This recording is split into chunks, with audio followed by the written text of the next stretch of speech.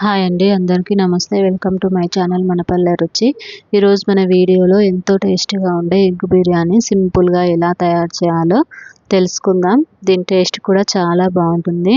దీన్ని తయారు చేసుకోవడం కోసం ముందుగా స్టవ్ పైన ఒక గిన్నె పెట్టుకొని వేడయ్యాక ఒక 2 స్పూన్ల వరకు నూనెని వేసుకోవాలి.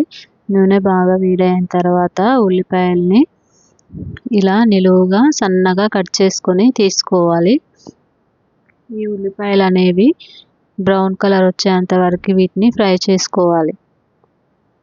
ఇలా మంటని మీడియం ఫ్లేమ్లో పెట్టుకొని ఫ్రై చేసుకోవాలి. ఈ ఉల్లిపాయలు ఈ కలర్ వచ్చేంత వరకు ఫ్రై చేసుకొని తర్వాత ఇందులో బిర్యానీ ఆకు, ధనియాలు, లవంగాలు, సాజీరా అన్ని బిర్యానీ మసాలా మొత్తం వేసుకోవాలి.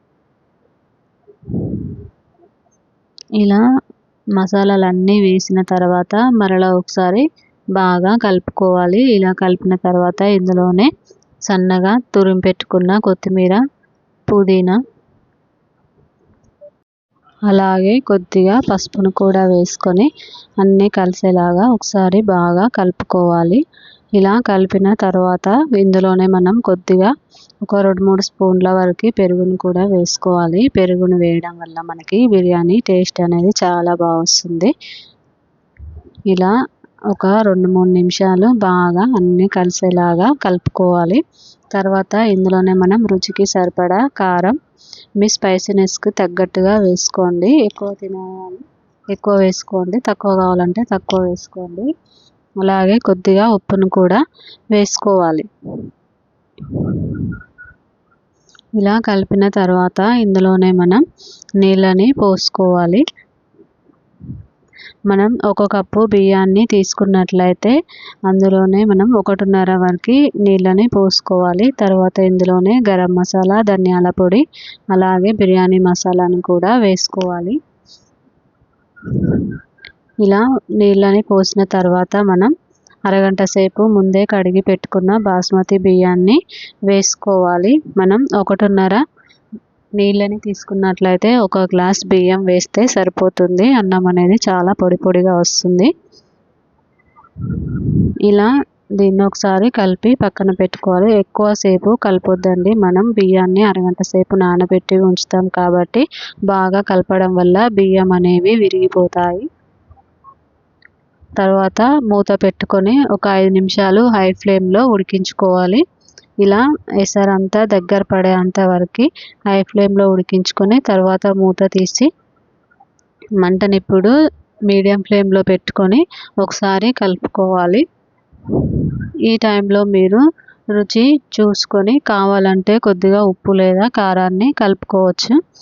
ఇది అయ్యేలోపు మనం స్టవ్ పైన కడాయి పెట్టుకొని కొద్దిగా ఆయిల్ వేసుకొని బాగా వేడైన తర్వాత మనం ముందుగానే ఉడికించి పెట్టుకున్న 2 గుడ్లని వేసుకోవాలి. ఇలా పైన పొట్టు తీసేసి వేసుకోవాలి. ఇలా మంచిగా 2 వైపులా తిప్పుకుంటూ బాగా కలర్ వచ్చేంత వరకు వీటిని మనం ఫ్రై చేసుకోవాలి.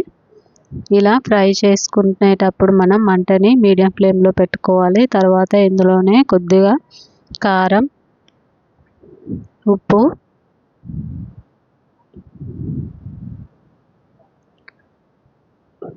ధనియాల పొడి, గరం మసాలా వేసి ఈ గుడ్లకి బాగా పట్టేలాగా కలుపుకోవాలి.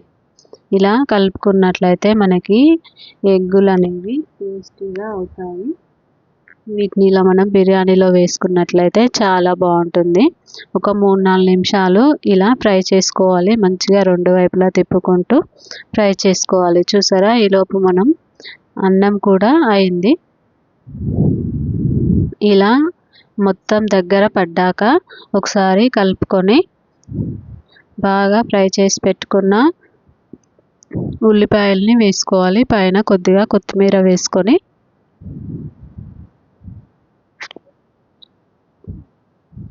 ఒక 2 నిమిషాలు ఉంచినట్లయితే సరిపోతుంది. ఇప్పుడు దీనిపైన మనం ముందుగా రెడీ చేసి పెట్టుకున్న గుడ్లని కూడా వేసుకొని స్టవ్ ఆఫ్ చేసుకుంటే సరిపోతుంది. మూత పెట్టి పూర్తిగా చల్లారిన తర్వాత మనం తిన్నట్లయితే బిర్యానీ టేస్ట్ అనేది చాలా బాగుంటుంది. మీకు కనుక ఈ వీడియో నచ్చినట్లయితే లైక్ చేయండి, షేర్ చేయండి, కామెంట్ చేయండి.